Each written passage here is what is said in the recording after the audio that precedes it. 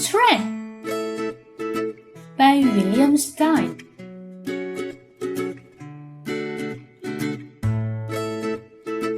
His mother was ugly and his father was ugly, but Shrek was uglier than the two of them put together. By the time he toddled, Shrek could spit flame a full 99 yards and fan smoke from either ear. With just a look, he caught the reptiles in the swamp.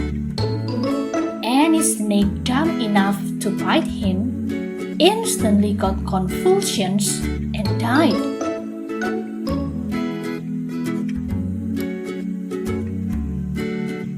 One day, Shrek's parents hissed things over and decided it was about time their little darling was out in the world doing his share of damage.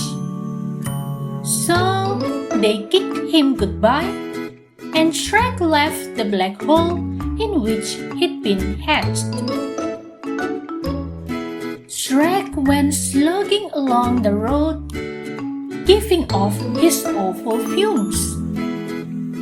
It delighted him to see the flowers bend aside and the trees lean away to let him go by.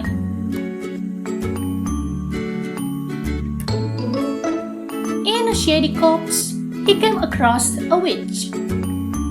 She was busy boiling bats in turpentine and turtle juice, and as she stirred, she crooned, "This is the way I cook my bats. Stir my bats, taste my bats, season my bats in the morning, stew and brew and chew my bats, diddle and fiddle and faddle my bats early in the morning." "What a lovely stench!" Shrek cackled. The witch specialized in horrors, but one single look at Shrek made her woozy. When she recovered her senses, Shrek said, "Tell my fortune, madam, and I'll let you have a few of my rare lies." "Splendid!" growled the witch. "Here's your fortune. Otski potski itski pitch. Pay attention to this witch.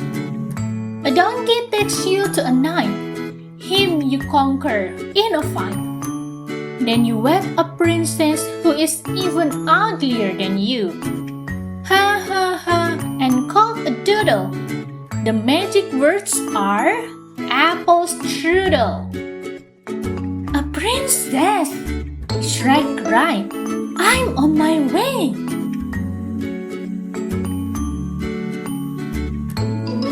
Soon he came upon a peasant singing and sighing. "You there, Farley," said Shrek. "Why so blithe?" The peasant mumbled this reply. "I'm happy scything in the rye, and never stop to wonder why.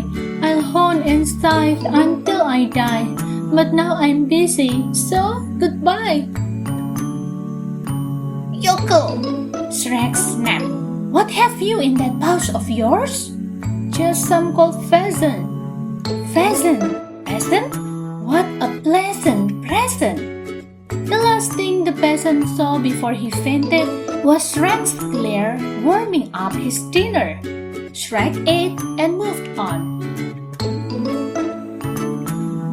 Wherever Shrek went, every living creature fled. How it tickled him to be so repulsive!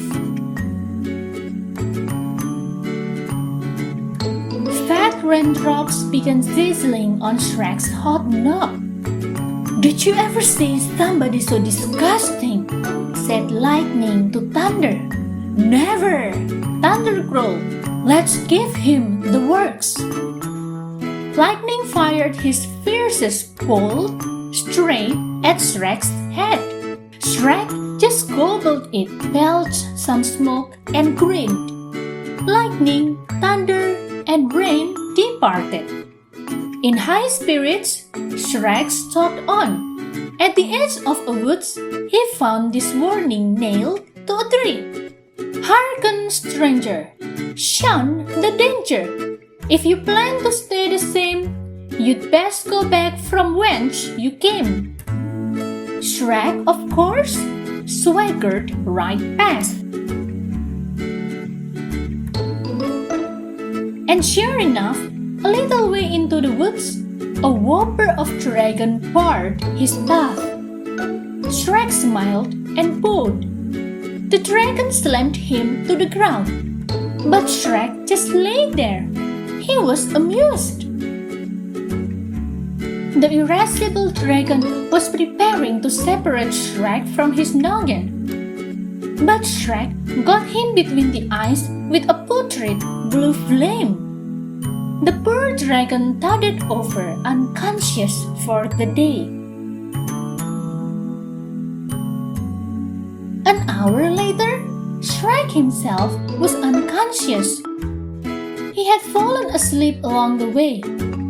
He dreamed he was in a field of flowers where children frolicked and birds warbled. Some of the children kept hugging and kissing him, and there was nothing he could do to make them stop. He woke up in a daze, babbling like a baby. It was only a bad dream, a horrible dream.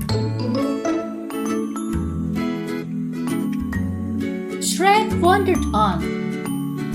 He was wondering if he'd ever meet his princess when he saw a donkey grazing. Was this the donkey the witch had foretold? Shrek hurried over and tried the magic words. "Apple strudel." The donkey raised his sleepy eyes and prayed. "I gaze in the green and I graze in the green, sticking out the clover. I laze and spend my days in the green, a chewing, chomping rover." "You jabbering jackass!" Shrek screamed. "Aren't you supposed to take me somewhere?" "I am. To the naughty knight who guards the entrance, to the crazy castle where the repulsive princess waits." "Then take!" Shrek shrieked, and he hopped onto the donkey's back.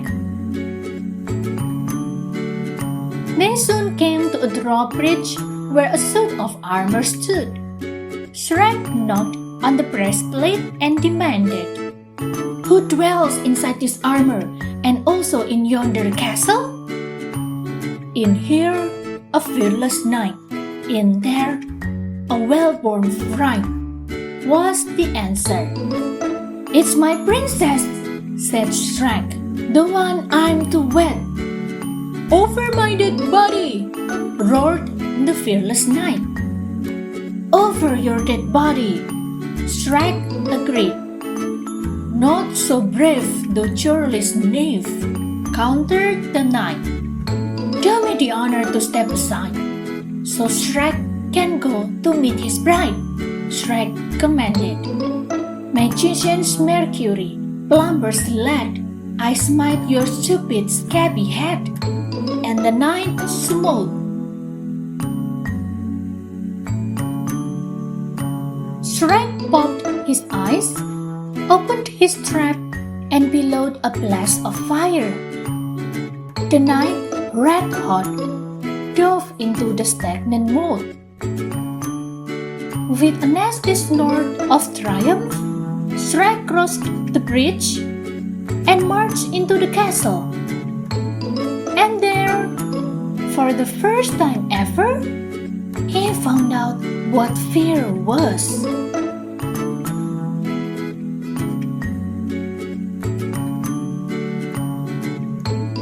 All around him were hundreds of hideous creatures. He was so appalled he could barely manage to spit a bit of flame. All those horrid others spat back. He started to run. They all ran. He lashed out at the nearest one, but what he struck was glass. Shrek was in the Hall of Mirrors. he yodeled.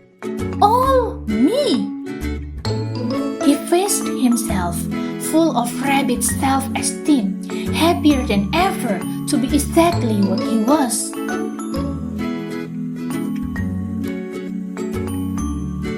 His throat yawned in, and his fat lips fell open. There before him was the most stunningly ugly princess on the surface of the planet. Apple strudel, Shrek sighed. Cock-a-doodle-doo, cooed the princess. Said Shrek, your horny words, your rosy wens, like slimy bogs and fusty fans, thrill me. Said the princess, your lumpy nose, your pointy head, your wicked eyes so livid red, just kill me. Said Shrek, oh ghastly you, with lips of blue, your ruddy eyes with carmine's ties, enchant me. I could go on, I know you know the reason why I love you so. You're ugly, said the princess. Your nose is so hairy, oh let us not tarry. Your look is so scary, I think we should marry. Shrek snapped at her nose. She nipped at his ear. They clawed their way into each other's arms. Like fire and smoke, these two belonged together.